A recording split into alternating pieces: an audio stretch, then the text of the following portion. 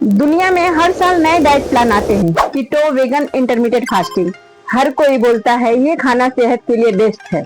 लेकिन एक सवाल है, अगर मैं आपसे कहूं कि भारत के पास एक ऐसा भोजन है जो लोगों को 2000 साल से सेहतमंद रखा हुआ है और जिसे बनाने के लिए ना ही कोई फैंसी इंग्रेडिएंट चाहिए, ना ही जिम की मेंबरशिप, और सबसे हैरान करने वाली बात, जिसे आजकल लोग बीमारों का खाना कहकर नजरअंदाज कर देते हैं, उसी खाने का उल्लेख चरक संहिता और सुश्रुत संहिता जैसे प्राचीन ग्रंथों में मिलता है। उसने एक विश्व प्रसिद्ध यात्री को भी हैरान कर दिया। उसका संबंध गोरखपुर के अक्षय पात्र से भी जोड़ा जाता है। जी हाँ, हम बात कर रहे हैं खिचड़ी की। लेकिन आज हम सिर्फ एक रेसिपी नहीं देखने वाले, आज हम समझेंगे उस कहानी को जो 2000 सालों से एक साधारण से बर्तन में पक रही है।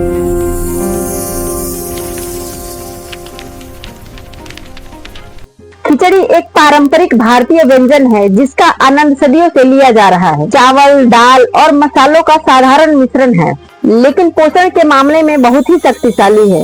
इसका उल्लेख चरक संहिता और सुश्रुत संहिता जैसे प्राचीन ग्रंथों में मिलता है। हमारी कहानी शुरू होती है 1500 से 500 ईसा पूर्व के बीच। उस समय एक व्यंजन बनाया जाता था जिसे छीरिका कहा जाता था।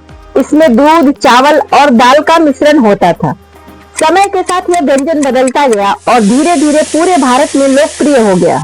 वेदों में एक शब्द मिलता है खिच्चा, जिसका अर्थ है दाल और चावल का मिश्रण, जिसमें तिल और काली मिर्च डाली जाती थी। महर्षि चरक ने भी इसे पथ्य भोजन कहा था, मतलब एक ऐसा भोजन जो शरीर को अंदर से ठीक करे। सोचिए, दुनिया के कई हिस्सों में लोग जब सिर्फ जीवित रहने के लिए खाना खा रहे थे, तो भारत के ऋषि मुनि पोषण का संतुलन समझ चुके थे। चावल से ऊर्जा, दाल से प्रोटीन और हल्दी से प्रतिरोधक शक्ति, यानी एक साधारण से कटोरे में पूरा पोषण। समय के साथ खिचड़ी सिर्फ आम लोगों तक सीमित नहीं रही, यह राज परिवारों तक पहुंच गई। राजघरानों की दावतों में भी खिचड़ी परोसी जाती थी। फिर आया एक दिलचस्प पल। मोरक्को से एक यात्री भारत आया जिसका नाम था इब्न बतूता। उसने अपनी यात्राओं के बारे में अपनी बुक सफरनामा में खिचड़ी का उल्लेख किया है। उसने बताया, चावल और मूंग दाल का मिश्रण होता है जिसे मक्खन और मसालों के साथ पकाया जाता है और यह भारत का एक आम और ताकत देने वाला भोजन है। लेकिन कहानी यही खत्म नहीं होती। मुगल काल में खिचड़ी और भी लोकप्रिय हो गई। इसमें केसर, इलायची, घी जैसे महंगे पदार्थ इस्तेमाल होने लगे। कभी कभी मांस के व्यंजनों के साथ भी परोसा जाता था। फिर आया ब्रिटिश काल। ब्रिटिश लोग खिचड़ी को देखकर इसका मजाक बनाना शुरू कर दिए। उन्हें एक बहुत साधारण और बेकार सा व्यंजन लगता था। उन्होंने इसे गरीबी का प्रतीक तक कह दिया। धीरे धीरे लोगों ने पश्चिमी भोजन को आधुनिक समझ के खिचड़ी से दूरी बनाना शुरू कर दिया। लेकिन सच क्या था? सच ये था कि खिचड़ी एक संतुलित भोजन है जो आसानी से पच जाती है। इसलिए आज भी डॉक्टर पेट की समस्या वाले लोगों को खिचड़ी खाने की सलाह देते हैं। धीरे धीरे लोगों को फिर समझ में आने लगा कि खिचड़ी की असली कीमत क्या है। गोरखपुर में एक कहानी सदियों से सुनाई जाती है। कहा जाता है, जब बाबा गोरखनाथ यहाँ आए तो उन्होंने एक छोटा सा बर्तन रखा और लोगों से कहा कि इसमें एक मुट्ठी अनाज डालो। लोग आते गए, अनाज डालते गए, पर यह बर्तन कभी भरा नहीं। उसी अनाज से खिचड़ी बनी और हजारों लोगों का पेट भरा। आज भी मकर संक्रांति को यहाँ पे खिचड़ी का मेला लगता है।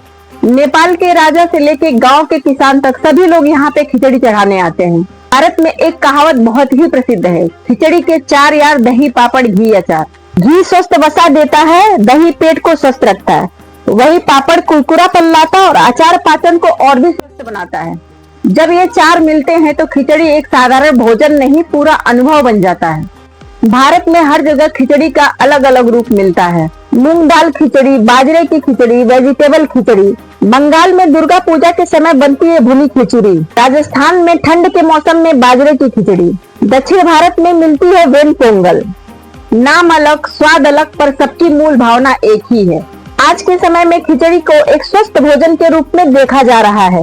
भारत सरकार ने भी इसे राष्ट्रीय भोजन घोषित किया है।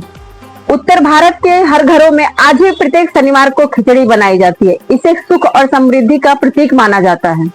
दोस्तों, खिचड़ी एक भोजन नहीं, 2000 साल पुरानी परंपरा है। एक साधारण सा कटोरा विज्ञान, संस्कृति और इतिहास तीनों को जोड़ता है। अगली बार जब आप खिचड़ी खाएं तो बस एक बार सोचिए, आप सिर्फ एक खाना नहीं, भारत की पुरानी कहानी जी रहे हैं।